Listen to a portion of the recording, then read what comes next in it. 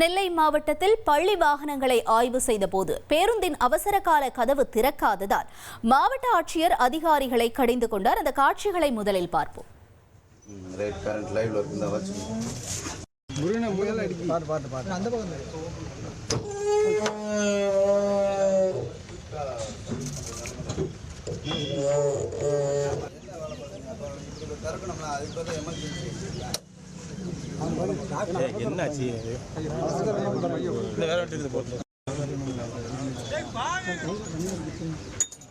அவசரப்படாம கொஞ்சம் முன்னாடி இந்த நாப்புள்ள இருக்கு சார், லாக் இருக்கு சார். சொல்ல சரியா என்ன ட்ரைனிங் எதுக்கு அந்த எக்ஸிட் ஒன்று வைக்கிறது? ஸ்ப்ரிங் அவுத்துட்டீங்கன்னு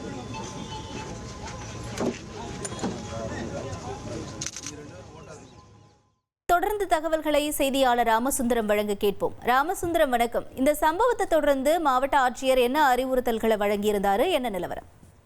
நெல்லை மாவட்டத்தில் இருக்கக்கூடிய தனியார் பள்ளிகளில் பயன்படுத்தக்கூடிய அந்த பள்ளி வாகனங்கள் இன்றைய தினம் ஆய்வு மேற்கொள்ளப்பட்டது. பாளையங்கோட்டையில் உள்ள காவல்துறை ஆயுதப்படை மைதானத்தில் இந்த ஆய்வானது நடத்தப்பட்டது. மாவட்டத்தில் இருக்கக்கூடிய 578 வாகனங்களுக்கு இன்று அழைப்பாணை அனுப்பப்பட்ட நிலையில 200க்கும் மேற்பட்ட வாகனங்கள் இன்றைய தினம் சோதனைக்காக கொண்டு வரப்பட்டு காலை முதல் சோதனையானது நடந்து வந்தது. மாவட்ட ஆட்சியர் நேரடியாக இந்த சோதனையை ஆய்வு மேற்கொள்வதற்கு வருகின்றார்.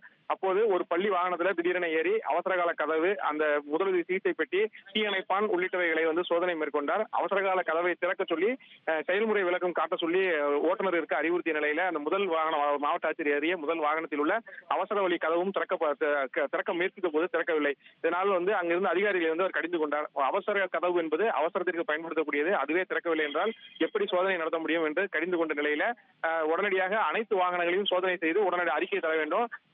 முறையாக எந்த பொருளும் இயங்கவில்லை என்றால் அந்த வாகனத்தை ஒரு வாரத்திற்குள் மீண்டும் அதனை சரி செய்து காட்ட வேண்டும்.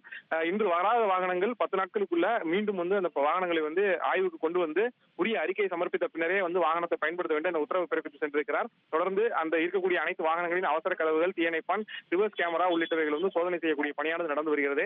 இது தவிர முதலுதவி சிகிச்சை செய்வது எப்படி, திடீரென விபத்து ஏற்பட்டால் என்ன மாதிரியான சிகிச்சை எல்லாம் வழங்க வேண்டும் என்பது குறித்தான அந்த செயல்முறை விளக்கமும் பயிற்சி பெற்ற மருத்துவர்களை வைத்து ஓட்டுநர்களுக்கு செய்து காட்டப்பட்டது. செய்திகளை உடனுக்குடன் தெரிந்து கொள்ள உடனே சப்ஸ்கிரைப் பண்ணுங்க.